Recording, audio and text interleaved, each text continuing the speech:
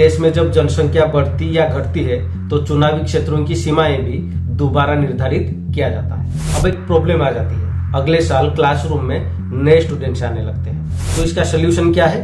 Delimitation. अब delimitation process के through XYZ नगर को दो पार्ट्स में डिवाइड कर दिया जाएगा। मतलब इसके बारे में कॉन्स्टिट्यूशन में मेंशन है। ऐसा नहीं है कि भारत सरकार अपना मर्जी से ये करना चाहती है। इसका फॉर्मेशन कॉन्स्टिट्यूशन के अंदर दिया गया है और ये डिलिमिटेशन एक्ट के अंडर आता है। डिलिमिटेशन कमीशन जो भी डिसीजन लेता है वो फाइनल होता है। गवर्नमेंट उसमें इंटरफियर नहीं कर सकती और इसको किसी भी कोर्ट में चैलेंज नहीं किया जा सकता। ऐसा क्यों? ऐसा इसलिए 1976 में लॉ बनाकर इन सीट्स को फ्रीज कर दिया गया था। ऐसा किसने किया था? इंदिरा गांधी गवर्नमेंट ने। दोस्तों 2026 में डिलिमिटेशन होने वाला है और इससे लेकर भारत के साउदर्न स्टेट्स काफी परेशान हैं, खास करके तमिलनाडु के सीएम MK स्टालिन।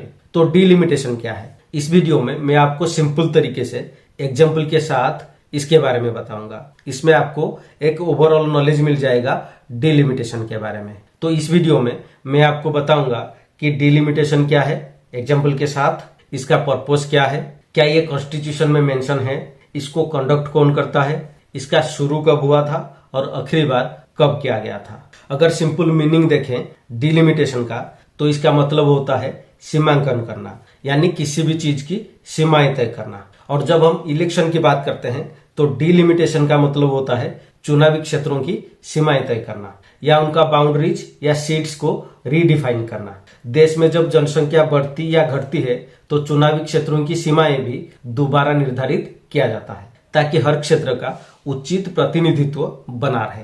दोस्तों डिलिमिटेशन को समझने के लिए एक सिंपल एग्जांपल देखते हैं। एक क्लासरूम है जिसमें 50 स्टूडेंट्स और एक ही टीचर है।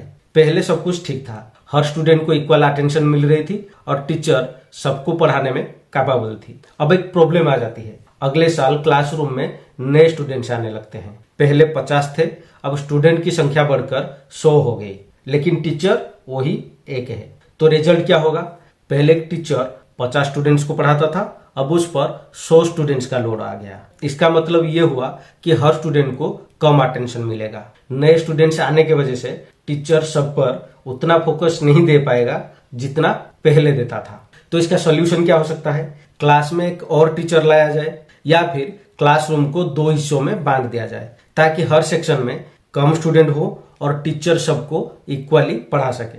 यही कॉन्सेप्ट डिलिमिटेशन का है। जैसे स्टूडेंट्स बनने से एक नया टीचर और नया सेक्शन बनाना जरूरी होता है, वैसे ही देश में पॉपुलेशन बनने से नए चुनावी क्षेत्र बनाना जरूरी हो जाता है। मान लीजिए एक कॉन्स्टिट्यूएंसी है XYZ नगर। 2004 में XYZ नगर में 10 लाख लोग रहते थे। उस समय वहां एक ही नेता होता था जो सबकी समस्याएं सुनता था और डेवलपमेंट का काम भी करता था। अब 2025 आ गया, XYZ नगर की पॉपुलेशन बढ़कर 20 लाख हो गई। पहले जो नेता 10 लाख लोगों की बात सुनता था, अब उसको 20 लाख लोगों की बात सुननी पड़ेगी। तो अभी प्रॉब्लम ये होगा कि वो MLA या MP सभी वोटर्स तक पहुंच नहीं पाएगा। साथ में इंफ्रास्ट्रक्चर प्लानिंग, बजट एलोकेशन और डेवलपमेंट प्रोजेक्ट्स प्रॉपरली डिस्ट्रीब्यूट नहीं हो पाएंगे। लोग ये महसूस करेंगे कि उनको रिप्रेजेंट करने वाला कोई नहीं है और ज्यादा लोग होने से उसे MLA या MP पर ज्यादा बोझ आ जाएगा। तो इसका सोल्यूशन क्या है? डिलिमिटेशन।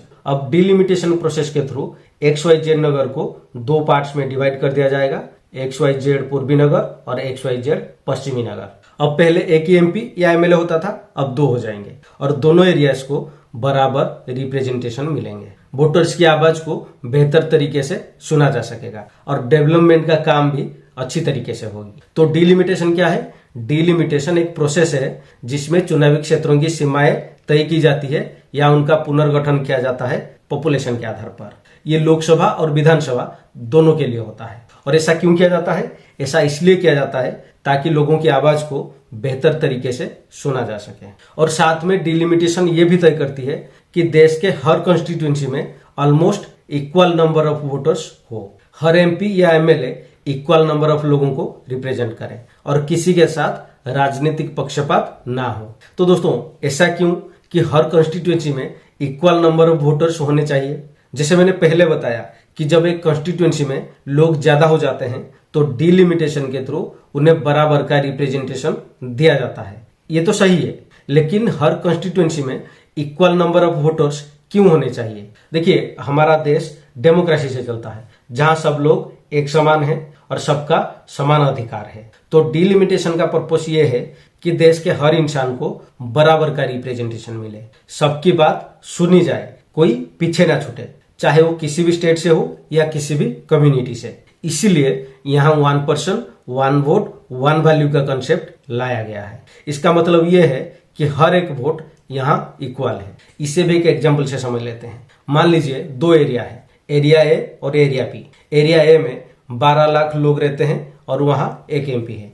एरिया बी में 30 लाख लोग रहते हैं और वहां भी एक एमपी है। इस सिचुएशन में एरिया ए में जो लोग रहते हैं उनको ज्यादा रिप्रेजेंटेशन मिल रहा है, क्योंकि वहां एक एमपी 12 लाख लोगों की बात सुन रहा है। इसीलिए यहाँ हर एक वोटर की वैल्यू ज्यादा है। एरिया बी में कम रिप्रेजेंटेशन मिल रहा है, क्योंकि एक एमपी 30 लाख लोगों के नेता है, जिसको सबकी बात सुनने में मुश्किल होगी। इसलिए यहाँ वोटर्स की वैल्यू कम है कंपैरिजन टू एरिया ए।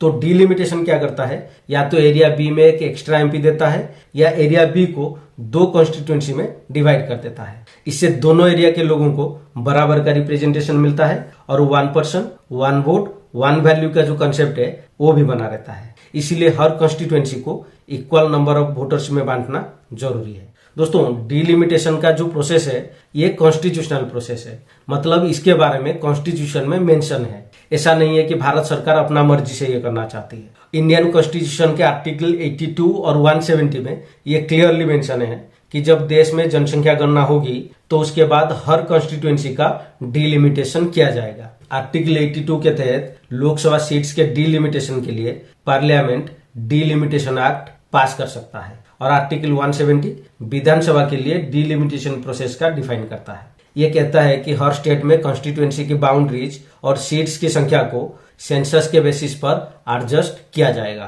तो दोस्तों, डिलिमिटेशन का ये पूरा प्रोसेस तदारक कौन करता है? Delimitation commission. अब डिलिमिटेशन कमीशन कौन है? डिलिमिटेशन कमीशन एक इंडिपेंडेंट और हाई पावर बॉडी है जो कॉन्स्टिट्यूएंसी का रीऑर्गेनाइजेशन करती है। इसका फॉर्मेशन कॉन्स्टिट्यूशन के अंदर दिया गया है और ये डिलिमिटेशन एक्ट के अंडर आता है। जब भी जनसंख्या गणना होती है तो संविधान के अकॉर्डिंग डिलिमिटेशन एक्ट पास किया जाता है और डिलिमिटेशन कमीशन बनाया जाता है। अगर पास्ट में देखा जाए तो भारत में 4 बार डिलिमिटेशन कमीशन बनाया जा चुका है। 1952, 1963, 1973 और 2002 में।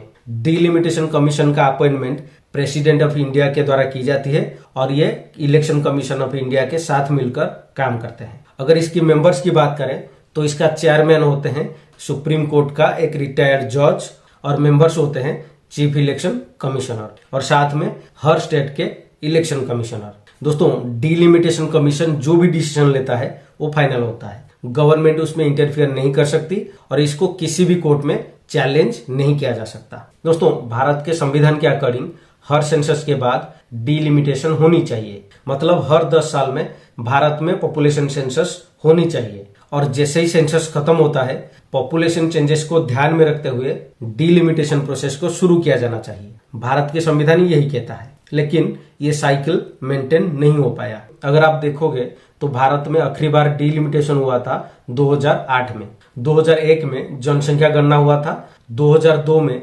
डिलिमिटेशन एक्ट पास किया गया था और 2008 में डिलिमिटेशन किया गया था। लेकिन इसमें एमपी और एमएलए का जो सीट्स हैं उन्हें नहीं बदला गया था, सिर्फ नए बाउंड्रीज बनाए गए थे और एससी एसटी के लिए जो सीट्स था उन्हें विभाजन किया गया था। और अगर आप देखोगे तो 2002 डिलिमिटेशन से पहले लोकसभा के सीट्स थे 543, उसके बाद भी थे 543 और अब भी हैं 543। ऐसा क्यों?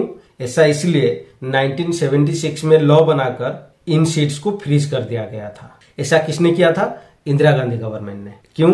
क्योंकि पॉपुलेशन कंट्रोल पॉलिसीज को एनकरेज करने और फैमिली प्लानिंग करने के लिए। अगर आप हिस्ट्री में देखोगे तो 1951 में देश में पहला सेंसस हुआ था इंडिपेंडेंस के बाद और इसको बेस करके 1952 में देश में पहला डिलिमिटेशन किया गया था और इसमें लोकसभा सीट्स का नंबर फिक्स किए गए थे 494। 1961 सेंसस के बाद 1963 में डिलिमिटेशन किया जाता है और लोकसभा सीट्स को 494 से 522 को बढ़ाया जाता है और इसमें स्टेट असेंबलीज के सीट्स भी फिक्स की जाती है जो एमएलए के लिए होती है और इसका नंबर होता है 3771।